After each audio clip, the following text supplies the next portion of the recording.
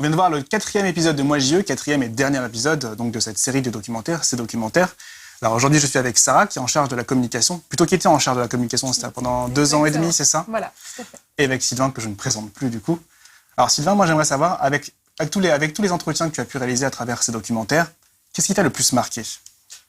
En fait, globalement, c'est l'engagement d'une équipe, l'engagement de toutes ces personnes. Voilà, on en voit certains, mais voilà, il y a environ une trentaine de salariés qui travaillent à l'année sur Japan Expo.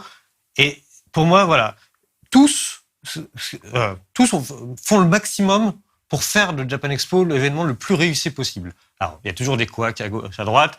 Malheureusement, on retient souvent que les couacs. Mais voilà, il n'y a pas de demi-mesure. J'ai vraiment eu cette sensation, en étant là pendant près d'1 an, que tout le monde donnait son maximum, faisait du mieux qu'il pouvait, chacun dans son domaine de compétences, forcément. Mais en tout cas, voilà, il y avait vraiment cet engagement d'essayer de fournir, de faire de l'événement le plus prestigieux possible, le plus réussi possible. Alors, tu as participé pendant 2 ans et demi à Japan Expo pour la communication. Oui. J'imagine que tu as peut-être pu apporter ta touche personnelle à l'événement. Est-ce qu'il y a une contribution dont tu es particulièrement fière? Alors, à l'événement, pas de ce que voit le public, parce que c'est vrai que moi j'étais plus cachée, donc mon travail il était plus toute l'année pour préparer justement la communication, pour que les ventes soient assez pas fortes, mais enfin qu'elles soient satisfaisantes, voilà, pour tout le monde. Et puis c'est plus des événements B2B. Puisque moi, j'étais en contact majoritairement avec la presse. B2B, on rappelle, business to business, donc plus avec les professionnels qu'avec le public, via la conférence de presse. Et donc un événement qui m'a marqué, enfin un événement où je suis fière, c'est d'avoir pu 2 ans d'affilée organiser une conférence de presse dont les gens se souviennent. Donc c'était une de mes fiertés, en tout cas, d'avoir organisé ça. Alors, l'événementiel, on a un petit peu vu ça avec Fumio, donc pour l'épisode 3. On sait un peu ce que c'est, nous. On voit, enfin, en tout cas, pour le grand public, voit le festival, donc les jours de festival qui sont une grande fête. Mais pour toi, de ton côté, c'était peut-être pas forcément autant la fête, j'imagine. Effectivement, sur place, on ne voit pas grand-chose du festival, mais que ce soit moi, parce que moi, je me souviens avoir été majoritairement dans les salles de presse pour les interviews, mais que ce soit pour toute l'équipe, en fait. On voit très peu les événements. On a des échos, on sait que ça se passe bien parce qu'on voit les gens réagir sur les réseaux sociaux ou parce qu'on voit les gens, quand ils s'en vont, qui ont une mine réjouie, mais nous, on voit pas. Donc c'est frustrant, mais c'est le métier, on s'y est fait. Et en fait, on est content de voir que les gens sont ravis et qu'ils repartent de Japan Expo avec un sourire jusque-là, qu'ils ont passé une journée formidable. Et c'est la meilleure récompense plutôt que d'avoir vu le show au final. J'ai posé un peu la question à Fumio aussi la dernière fois. Donc, on a vu que l'événement est préparé bien en amont avant les jours de festival. Est-ce qu'il y a une période pour toi, au niveau de la communication, qui est plus intense, plus chargée? Une saison en fait qui est plus chargée que l'autre. Oui, complètement. Généralement, moi, je suis la première en fait à avoir les effets de fatigue et de stress du festival parce qu'il y avait la fameuse conférence de presse qu'on prépare, que moi je commence à préparer 5 mois à l'avance et qui a lieu 1 mois à l'avance. Donc l'idée, c'est que les journaux et la presse en général en parlent avant pour annoncer.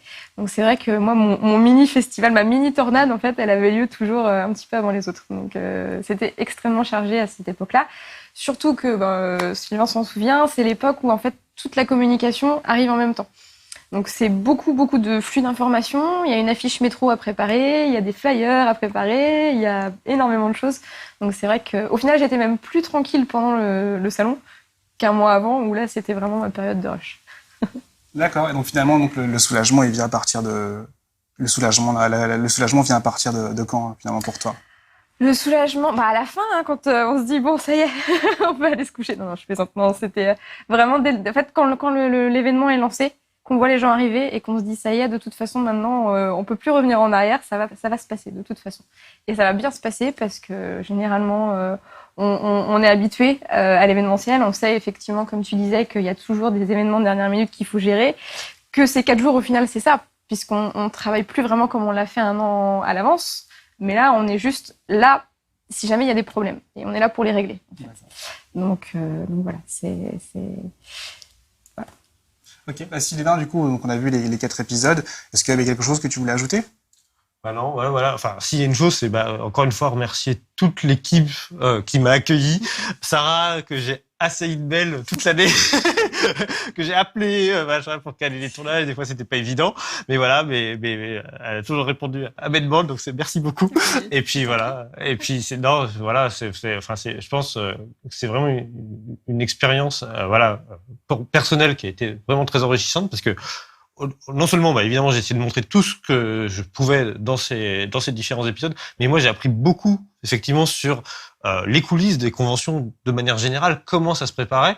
Et donc, j'espère avoir réussi à rendre au plus juste ça dans ces différents documentaires. Ah bah, je pense que oui. Hein. Moi, j'ai particulièrement aimé ton documentaire, enfin tes documentaires en fait. Et c'était un sujet qui nous touche beaucoup, je pense, à No Life. Hein. Japan Expo, c'est super important pour nous. Et je pense qu'à travers l'angle que tu as choisi, à travers la périodicité aussi du format, tu as réussi à faire en sorte qu'on se rende bien compte que, comme on l'a un peu dit à travers tous les épisodes, Japan Expo, c'est une grande fête. C'est une grande fête de fin d'année, mais c'est aussi énormément de travail en amont. Et voilà, peut-être que les téléspectateurs se rendront compte plus maintenant donc de tout le travail qu'il y a derrière.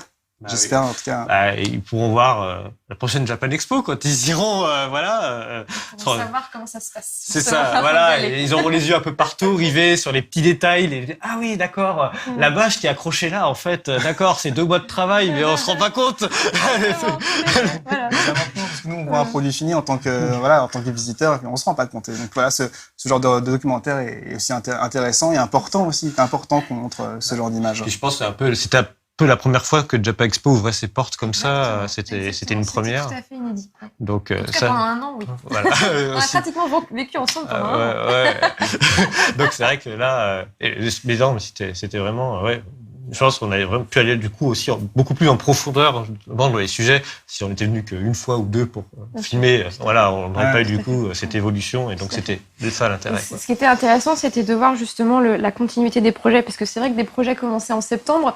En mai, il n'était toujours pas fini, et justement, tu voyais des fois les retards qu'on pouvait avoir, ou vraiment la continuité, où des fois tu te disais, c'est pas forcément si facile et si. Ça, je pense qu'on l'avait rendu notamment au niveau des expositions. On voit que ça a été compliqué. C'est un long processus. Il y a un processus. Et certaines qui ont été finalement annulées.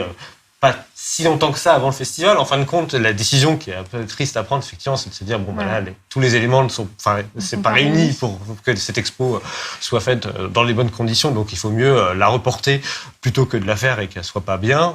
Mais c'est sûr que c'est pas des décisions qui se prennent 3 mois avant. C'est des décisions peut-être 1 mois avant maximum ou 1 mois et demi peut-être où ce genre de choix doit être fait parce que là, on arrive dans les dernières semaines et qu'on ne peut plus se permettre de travailler un petit peu en l'air en disant ça va aller mieux ensuite. Non, là il faut aller dans le concret très rapidement. Ok, l'émission va toucher à sa fin.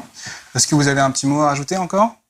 J'en profite aussi pour remercier toute l'équipe technique qui a travaillé avec moi, parce qu'il y a beaucoup de monde. Alors, je vais pas citer tout le monde, parce que sinon je vais en oublier forcément, mais voilà, beaucoup de cadreurs, de monteurs, plein d'intervenants qui ont intervenu de près ou de loin, qui ont aidé à ce que ce projet se fasse. Pour moi, c'est plus de 2 ans de travail. Donc, t'as compté combien d'allers-retours t'as fait entre Noisy-le-Grand et No Life? Je crois qu'on a compté, on a fait plus d'une 30aine de tournages en tout, donc c'est plutôt pas mal. Merci Sarah pour ta présence. Et merci Sylvain pour ta série documentaire. Donc je rappelle 4 fois 52 minutes, donc beaucoup de travail. Et pour ma part, je vous dis à très bientôt donc à Villepinte pour la prochaine édition de Japan Expo.